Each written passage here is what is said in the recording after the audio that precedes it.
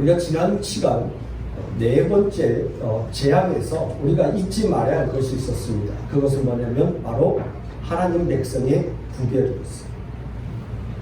이 세상에는 하나님의 백성과 그렇지 않은 자들이 함께 공존하고 있다는 겁니다.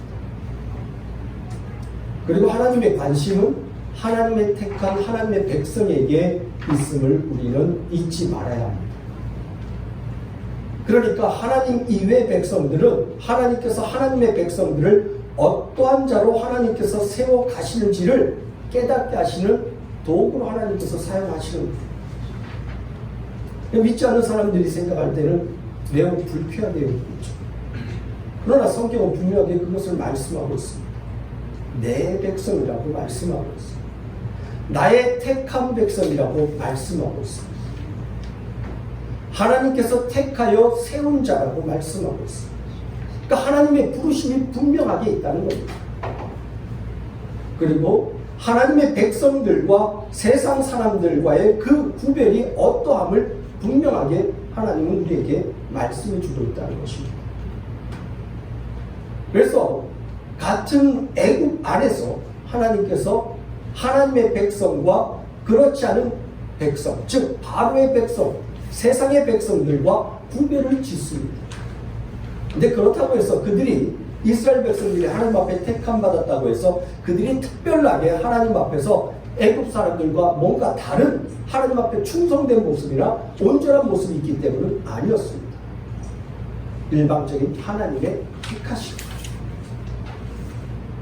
또 우리에게는 어떤 자격도 또 그럴 어떤 하나님 앞에 온전하게 우리가 하나님 앞에 세워질 수 있는 능력도 없는 존재. 그런데 하나님의 일방적인 택하심 속에서 하나님의 백성으로 세워졌다는 겁니다. 그리고는 하나님께서 이들은 나의 백성이다 라고 말씀하시고 하나님의 보호하심과 인도하심이 있음을 나타내 보여주는 겁니다. 이게 네 번째 파리 재앙에서부터 시작되어지는 하나님의 구별입니다. 근데 하나님의 이 구별하심은 분명한 어떤 목적을 가지고 하나님께서 구별하신다는 거예요. 하나님의 백성을 그렇게 특별히 구별하여 내신 이유가 무엇인가에 대해서 성경은 뭐라고 말씀하고 있습니까? 저들은 나를 예배하는 자, 하나님을 섬기는 자로 하나님께서 구별하셨다고 말씀하고 있습니다. 그러니까 오늘날 우리가 하나님 앞에 택함 받고 하나님 앞에 예배자로 세워지는 것이 뭐예요? 하나님의 뜻이. 하나님이 우리를 구원하신 목적이 뭐냐?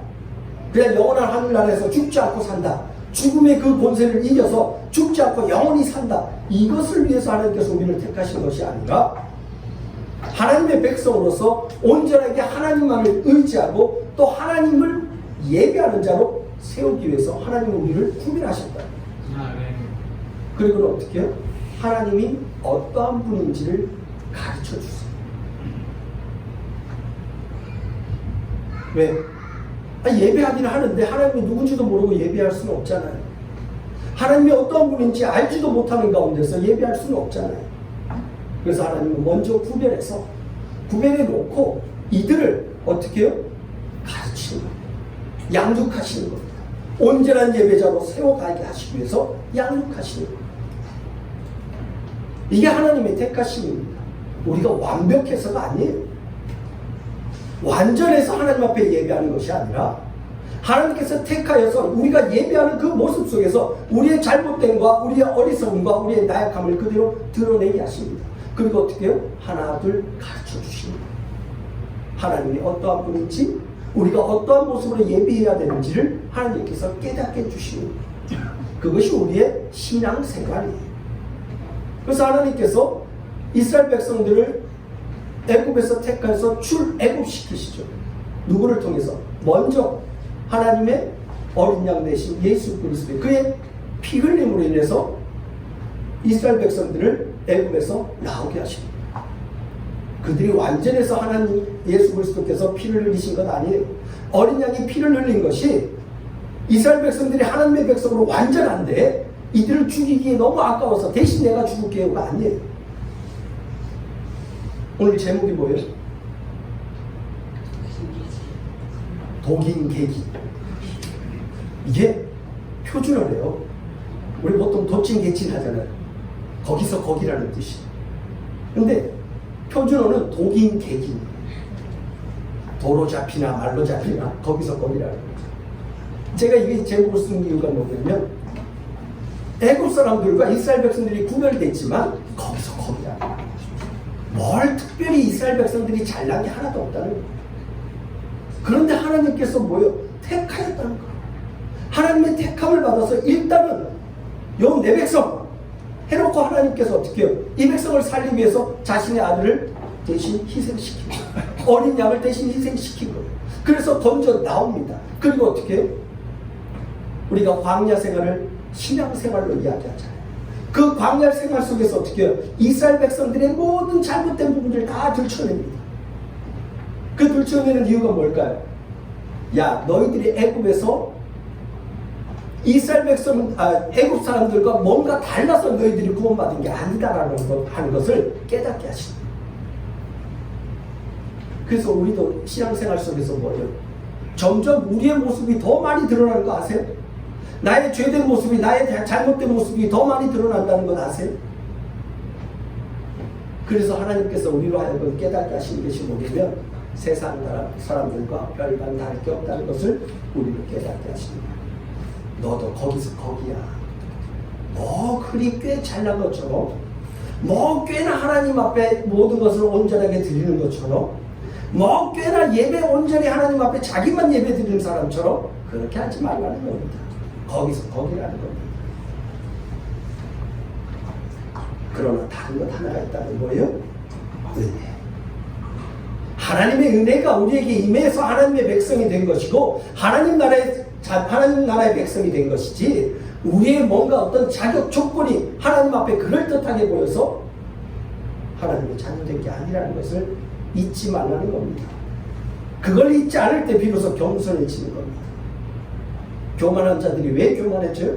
나는 뭔가 너희들하고 다르다라고 하는 요 생각, 요것이 고기를 들기 때문에, 교만이 고기를 들기 때문에 하나님 앞에, 사람 앞에 교만해지는 겁니다. 하나님은 그 교만함을 꺾어. 너가 그렇게 잘났니?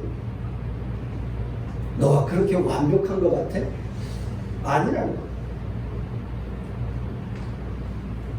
그리함으로 인해서 철저하게 하나님은요, 하나님의 백성들로 하여금 하나님만을 의지할 수밖에 없도록 만드십니다.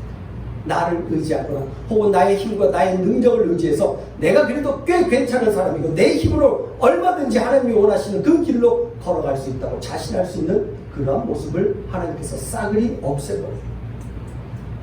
다 무너뜨려버려요. 철저하게 하나님의 은혜가 아니면 나는 이 믿음의 길을 한 걸음도 내 힘으로 걸어갈 수 없음을 고백하게 만드는 겁니다. 그렇게 될 때 비로소 하나님의 은혜를 온전하게 깨닫고 그 은혜 하나님께 감사하는 거예요. 안 그러면 항상 뭐예요?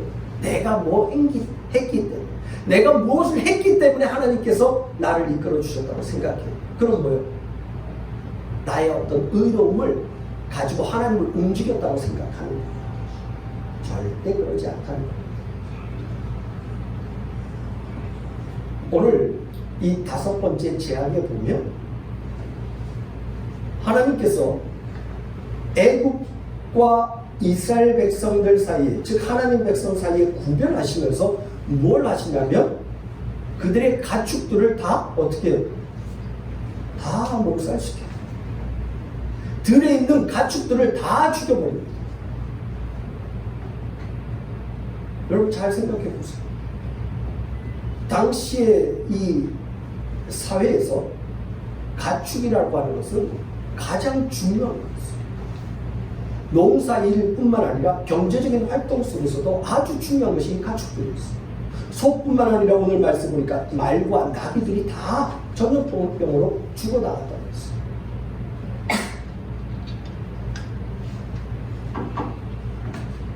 지금까지, 그러니까 파리 재앙까지는요, 죽어나갔다고 성경은 기록한 것이 없어요. 애굽에서 하나님의 재앙으로 인해서 죽어서 나갔다고 하는 말씀이 없어요. 또 경제적인 손실이 있었다는 얘기도 없어요. 그런데 이 다섯 번째 재앙부터는요, 애굽 백성들과 또 애굽 왕 바로에게 실질적으로 경제적인 타격이 오기 시작합니다. 이전에는 조금 멀리서 그 재앙을 구경하는 정도였다면, 혹은 또 그 재앙이 나에게 큰 어려움 없이 그냥 좀 불편한 정도였다면, 지금부터는 뭐예요? 실질적인 내 삶 속에 영향을 끼치는 어려움이 오기 시작했다. 짐승들이 죽어나갑니다. 그들에게 있어서요, 특별히 소에 대해서는 아주 귀하게 여겼어요. 그들이 섬기는 신들 중에는 우리가 너무나 잘 알고 있는 아피스라고 해요. 황소. 상징이죠. 그들의 힘의 상징이고 경제적인 상징이에요. 오늘날에도 여러분들 증권 회사에 가면 뭐가 있어요? 안 가보셔서 모르죠. 저도 안 가봤어요. 그런데 사진에 보니까 뭐가 있냐면 소가 있어요. 황소가 뿔 가지고 힘의 상징, 돈의 상징. 그런데요, 재밌는 건요, 애굽 사람들만 소를 숭배한 것이 아니었다는 것을 우리가 알 수 있어요. 우리가 잘 알다시피 모세가 시내산에서 하나님 앞에 십계명을 받을 때 밑에서 뭔 짓 했어요? 소 만들었어요. 그것도 뭐로 만들었어요? 황금. 그리고는 뭐라고 그래요? 야, 봐라, 이것이 여기까지 너희를 인도하신 하나님이다 라고 이야기해요. 그러니까 이스라엘 백성들의 인식 속에서 하나님은 어떠한 하나님으로 생각하는 거예요? 늘 보았던 애굽에서 있었던 그 신, 그 강력한 힘을 가지고 있는 그 신, 그런 모습으로 하나님을 봤다는 겁니다. 그리고 그렇게 섬겼다는 거예요. 하나님은요, 그래서 어떻게 해요? 다 없애버려요. 그래서 하나님은 하늘에 있는 형상이나 땅에 있는 형상이나 물에 있는 형상이나 그 어떤 형상으로도 만들지 말라 했어요. 하나님의 형상. 우상을 만들지 말라는 거예요. 하나님은 그런 하나님 아니라는 겁니다. 당장 이스라엘 백성들이 뭐예요? 형상을 만듭니다. 뭐예요? 어떤 형상? 자신들에게 힘을 줄 수 있는 그러한 하나님으로 믿고 있는 그 형상을 만들어내는 거예요. 이스라엘 백성들이나 애굽이랑 다를 게 없어요. 뭔가 특별한 모습으로 하나님 앞에 나아가는 모습이 없었다는 겁니다. 여러분, 애굽 백성들이 하나님 앞에 이렇게 끝까지 바로가 대표로 하나님의 말씀을 어떻게 해요? 계속해서 거역해요. 하나님의 말씀을 계속해서 반역합니다. 계속해서 거역합니다. 따르지 않고 순종하지 않는다는 겁니다. 그런데 과연 그러면 애굽 사람들만 그랬을까요? 한번 볼까요? 민수기 14장 22절에서 24절까지 말씀입니다. 제가 좀 읽어드리겠습니다. 내 영광과 애굽과 광야에서 행한 내 이적을 보고서도 이같이 10번이나 나를 시험하고 내 목소리를 청종하지 아니한 그 사람들은 내가 그들의 조상들에게 맹세한 땅을 결단코 보지 못할 것이요 또 나를 멸시하는 사람은 한 사람도 그것을 보지 못하리라. 그러나 내 종 갈렙은 그 마음이 그들과 달라서 나를 온전히 따랐은즉 그가 갔던 땅으로 내가 그를 인도하여 드리리니 그의 자손이 그 땅을 차지하리라. 아멘. 이게 애굽 백성에 대해서 이야기한 것이 아니라 광야길을 가고 있는 이스라엘 백성들을 향해서 하나님께서 말씀하신 내용이에요. 몇 번 거역했대요? 10번이래요. 재밌죠? 애굽에 몇 가지 재앙이 있어요? 10가지 재앙. 그럼 몇 번 거역했어요? 10번이에요. 그럼 똑같이 애굽 인간이나 지금 하나님 앞에 택함 받아서 구별되어서 어린 양의 피로 구원받아서 홍해에서 홍해에서 죽지 않고 또 살려서 가나안 땅으로 가는 그 광야길에 지금 이스라엘 백성들이 어때요? 하나님의 택한 백성이라고 하는 그 자들도 똑같이 뭐예요? 애굽 백성들과 똑같이 하나님을 거역했다는 거예요. 그럼에도 불구하고 하나님은 어떻게 하시는 거예요? 하나님의 언약을 지키십니다. 그러한 자들을 하나님께서 이끌어서 어디로 가시는 거예요? 약속의 땅, 하나님이 약속을 하셨던, 언약하셨던 가나안 땅으로 그들을 이끌어 가십니다. 그러니까 그 광야길에서 또 가나안 땅으로 들어가는 그 과정 속에서 하나님은 너희들이 너희의 능력과 너희의 힘으로 하나님이 약속하신 그 약속의 땅으로 들어가는 것이 아니다라고 하는 것을 계속 보여주시고,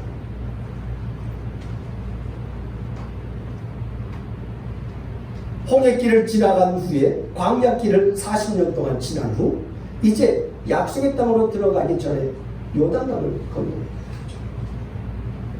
근데 그 길을 건너갈 때 어떻게 합니까?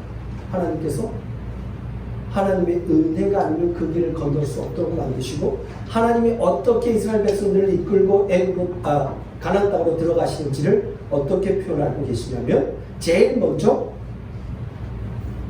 하나님의 언약궤가 앞장서고 있다고 합니다. 그러니까 뭐예요?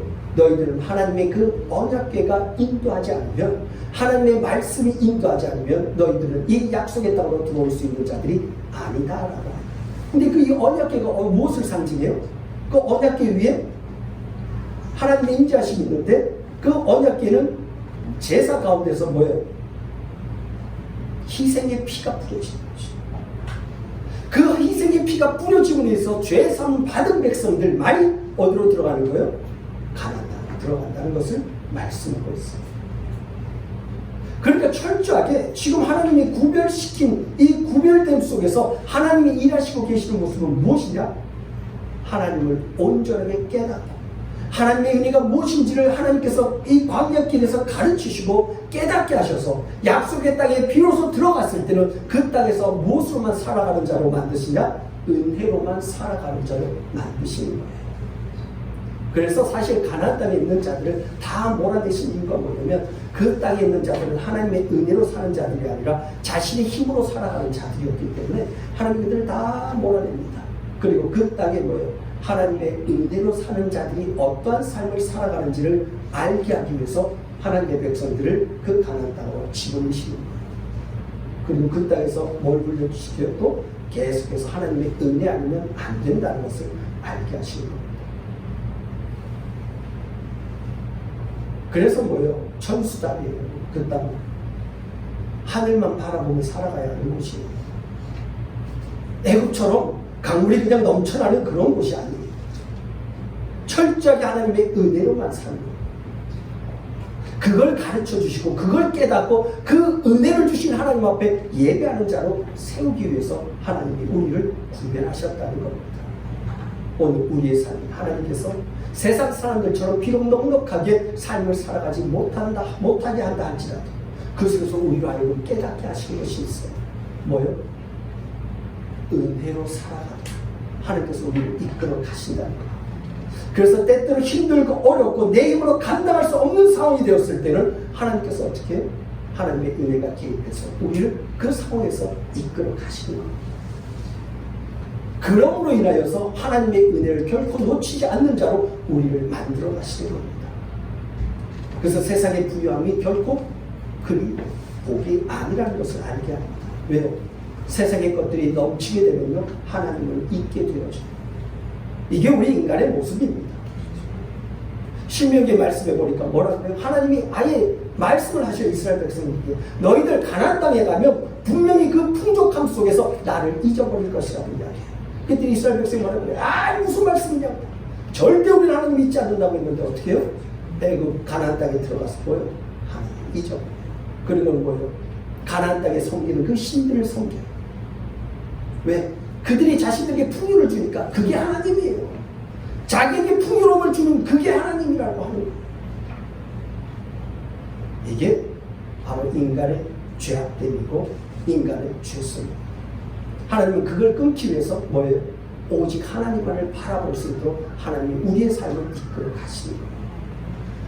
그래서 비록 넉넉하지 않은 삶을 알지라도 하나님의 은혜를 잊지 않고 살아가는 삶, 이것이 은혜예요. 이것이 감사입니다. 그리고 그 속에서 감사가 넘칠 때 그게 예배예요.